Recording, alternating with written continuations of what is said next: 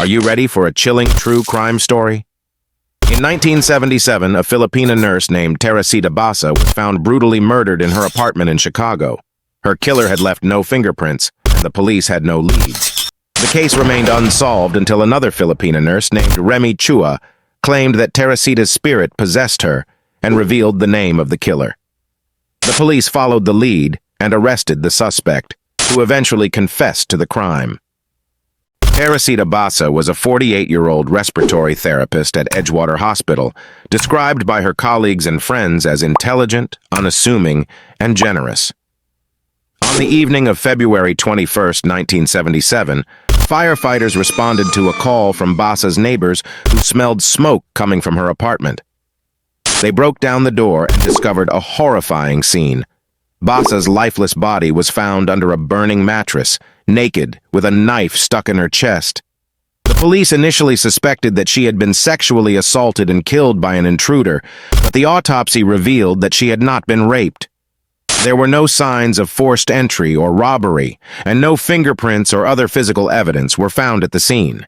The only clue was a note that read, "Get theater tickets for AS."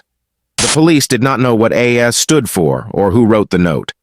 The case went cold for several months, until August 1977, when Detective Joseph Stachula received a phone call from Dr. Jose Chua, another Filipina nurse who worked with Basa at Edgewater Hospital. Chua said that his wife, Remi, had some important information about Basa's murder. He claimed that Remi had been having visions and dreams in which Basa's spirit communicated with her and revealed the name of her killer.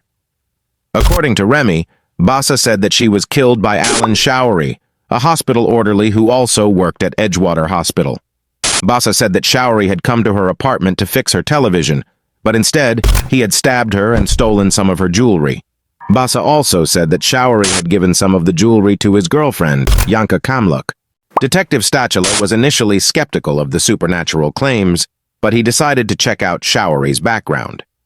He discovered that Showery had a criminal record for burglary and assault, and that he had access to Basa's apartment because he had a master key from the hospital.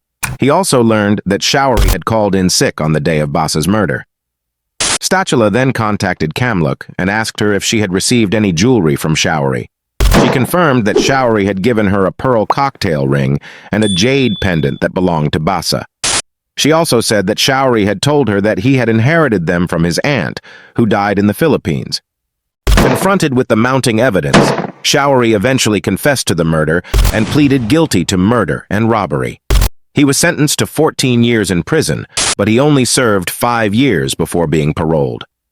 The case of Teresita Basa remains one of the most baffling and controversial cases in Chicago history. Some people believe that Chua was indeed possessed by Basa's ghost, who wanted justice for her death.